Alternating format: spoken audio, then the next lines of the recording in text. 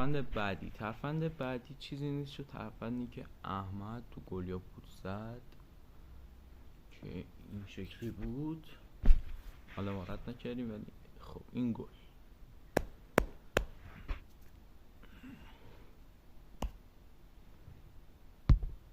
خب اما ترفند چطوره؟ باید چیکار کنیم؟ اولا گل رو میندازیم دست چپ یا دست راست، فرق نداره، هر کدوم که مسلطه. گل رو نشون میدیم. بعد آقا گل تو اینا یه خورده نمایشی بازی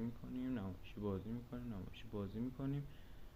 این که میخواستیم رد کنیم نها کنید این دست خالی اینجوری، یعنی این که میزنین اینجوری، نه اینجوری میگیرید دیگه، اینجوری ردش نمیکنید. اینو اولا باید اینو تمرین کنید که گل رو بندازید تو این، بندازید هوا بگیرید، بندازید هوا با این دست بگیرید. خب بعدش چیکار باید بکنید؟